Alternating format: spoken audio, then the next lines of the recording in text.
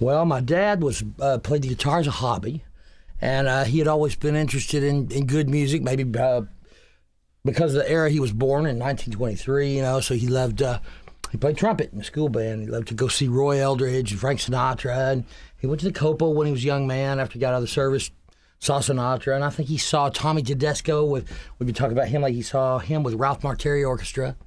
So he started digging that good kind of music, and I think he always had an affinity for real good players and good quality music. And so as a result, he learned about Howard's playing when Howard first started his career and kind of followed him. And Howard got into that thing of doing seminars, Before he did GIT, he was trying to do those seminars around the country. And he decided that would be too hard, so he would just go back to L.A. and build a school. Everybody could come to him. That was the original idea of, at that time it was GIT, right? So I met Howard when I was 9 years old. Just started playing. I've been playing about a year. And he asked, would anybody get up and play a song with me? I said, I would. And my dad said, son, I don't think you're quite ready. And he was probably exactly right. But Howard got me up there anyway. And I played Folsom Prison Blues, I think I sang it. He played it with me, And the next year, he told me some things that he thought I ought to really practice on, the things that were important to me, to him, for me to do, and to me too. So basically, entailing scales and learning the chords of those scales. So the next year I come to his next seminar, right? Now this time he gets me up and he says, okay, me and Clint are going to play, and he's not going to know what chords I'm going to play, and I'm not going to know what notes he's going to play, but everything's going to work out just fine, So he gets me up there and he says, okay, just play your major scales, Whenever I say another key, just go that other key. So he had my teacher there, Joe Settlemeyer's, holler out some keys about every 20 seconds. Joe said, okay, E flat. Okay, A, C sharp, whatever. And man, Howard's playing these slick, beautiful chords behind me. I'm just playing the regular old major scale. I'm sounding like a mother, man, Because Howard's, he knows how to do that, right? So he gave a great demonstration. And I remember this steel guitar player who shall remain nameless. Everybody who was there knows who he is. But he said, hey, how come that kid's able to do this stuff? We all been studying all our lives, and we can't do it. And Howard says, because he's the only son of a bitch here who's crazy enough to do exactly what I told him to. You know what I mean? So that's how that went. I met Howard then, and we remained friends till his death in 1992. And he called me up. We had been doing a lot of seminars and clinics together, different colleges, some out of state.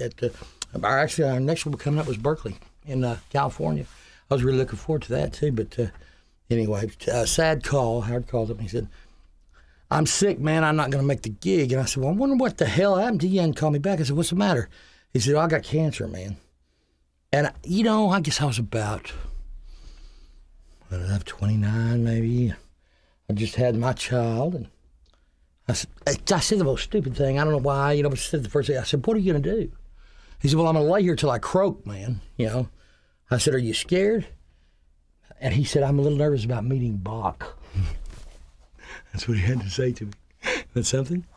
Yeah, so, great, still an inspiration. Whenever I feel like I'm under any kind of pressure, and like it's situations like what we're doing, filming videos or doing studio sessions, I swear to God, I feel like he's there. I feel like he's right there with me now. Tell me what to do, calm down, watch the chart, look for what you watch for the, where should you look at the conductor, you need to switch instruments, retune, you got to tacit, whatever. And what if I still can't do it? He said, well, look for the nearest exit, son.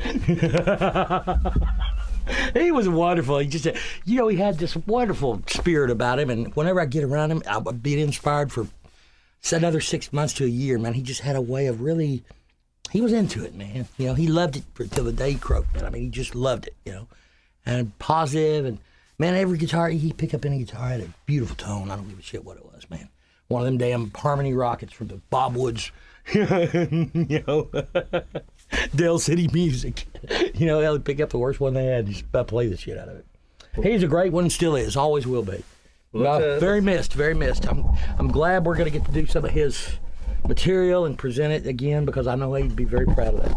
And he worked hard, long and hard to help musicians who wanted to learn how to do it the right way. And, he was not necessarily completely schooled until he was old enough to make enough money playing the guitar to earn enough to go to school. His folks were poor. Daddy was a mechanic and had a little shop in Scottsdale, Arizona. Howard roamed around the desert with a little Philco radio for about 10 years, listening to guitar players before he ever actually picked one up. He said when he was about 10, 11, he was at this party, and all the kids were saying, well, my dad beat your dad up, da, da, da, da. And Howard would come in, he said, well, I can play the guitar. Well, somebody produced one, you know? So he had to play it, and he said, I just grabbed it and kind of flailed on it as fast as I could and moved my hands up and down. He said, everybody seemed to like it pretty well. So he got away with it.